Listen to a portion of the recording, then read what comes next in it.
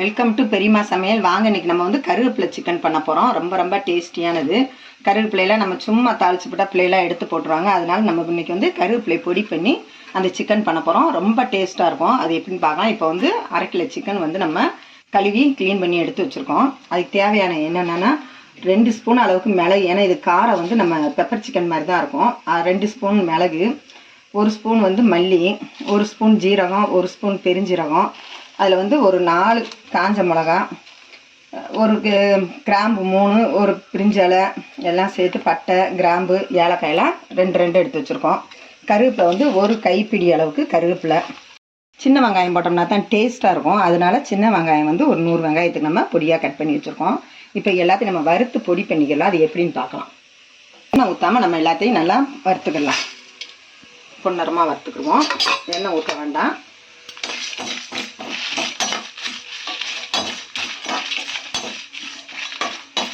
இது வறுத்து செய்யணும், நல்ல மணமாக இருக்கும். எல்லாம் பொரிஞ்சிருச்சு. இப்போ வந்து நம்ம இது ஒரு பாத்திரத்தில் மாற்றிக்கிட்டு கருவேப்பிலை வறுத்துக்கலாம். பொரிச்சு எடுத்துக்குவோம்.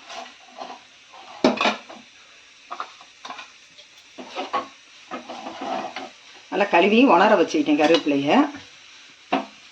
அப்புறம் தண்ணி இல்லாமல் இல்லாட்டி தண்ணி சடசடன்னு தெரிக்கும்.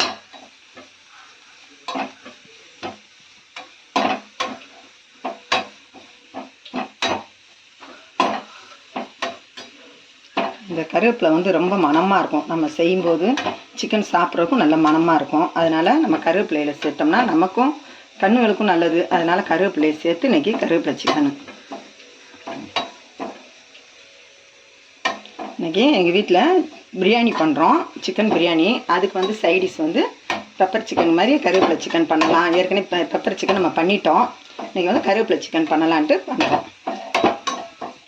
விட்டுருச்சு. நம்ம ஸ்டவ் ஆஃப் பண்ணிவிட்டு அந்த சூட்லேயும் இது பண்ணிக்கலாம். நல்லா மொரன்னு வந்துருச்சு. சூட்லேயே இருக்கட்டும். இதெல்லாம் வறுத்துட்டு நம்ம எல்லாத்தையும் பொடி பண்ணுவோம். நம்ம எல்லாத்தையுமே பொடி பண்ணிக்கிடுவோம்.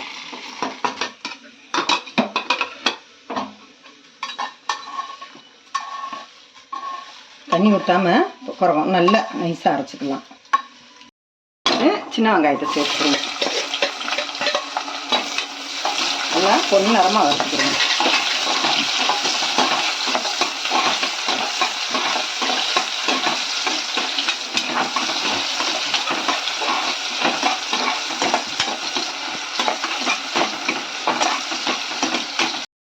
இப்போ சவுண்டிருக்கு. இந்த அளவுக்கு சவுண்டாக போதும். கொஞ்சம் மஞ்சத்தூள் ஒரு 1/2 ஸ்பூன் சேர்த்துருவோம். ஒரு 1/2 ஸ்பூன் போதும். இஞ்சி பூண்டு 1 ஸ்பூன்.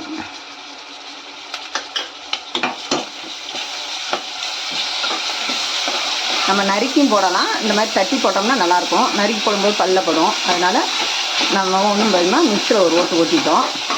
நறுக்கி போனாலும் நான் பொடி பொடியாக கட் பண்ணி போட்டுக்கலாம். ஒரு கொத்து கருவேப்பிலை சேர்த்துக்கிறோம். நல்லா இஞ்சி பூண்டு பேஸ்ட்டு நல்லா வதங்கிடுச்சு. நம்ம தீயை ஸ்லோ பண்ணிக்கலாம். பண்ணிவிட்டு மசாலாவையும் அதில் சேர்த்துக்கலாம்.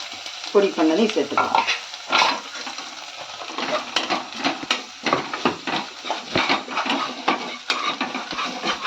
இப்போ சிக்கன் எடுத்து போட்டுக்கிடுவோம்.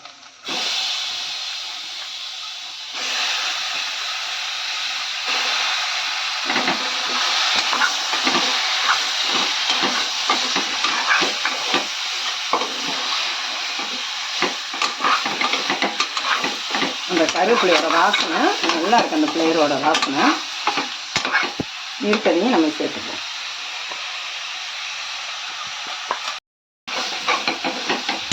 ரொம்ப ரொம்ப ஈஸியானது.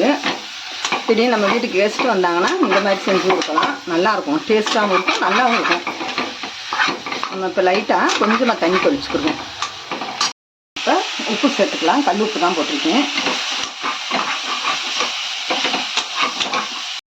ஊற்றிக்கலாம்.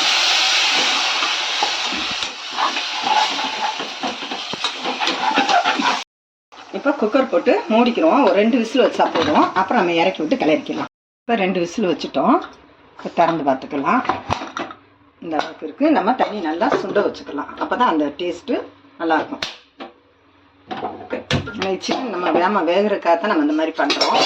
சட்டிலே வச்சிங்கன்னா வடச்சட்டியில் வச்சா ரொம்ப லேட்டாகும். இது ஒரு 5 நிமிஷத்தில் வைக்கிறதுக்காக நல்லா சுருண்டு வரும்போது நல்லாயிருக்கும், வாசனையாக இருக்கும். டீயை சீராக வச்சு அந்த இதுலேயும் நம்ம லைட்டாக வச்சு சுண்ட வச்சுக்கலாம். நல்லா சுருண்டுருச்சு பார்த்தீங்கன்னா, நல்லா ஒன்று போல் சுருண்டு வந்துருச்சு. சூப்பராக வாசனையும் நல்லா இருக்குது, கருவேப்பிலை வாசனை சூப்பராக இருக்குது. இப்போ வந்து நம்ம மல்லித்தலை தூவி இறக்கிடலாம்.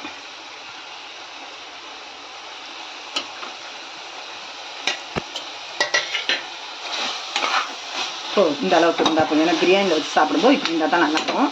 இப்போ நம்ம இறக்கிடுவோம், வச்சுக்கிடுவோம்.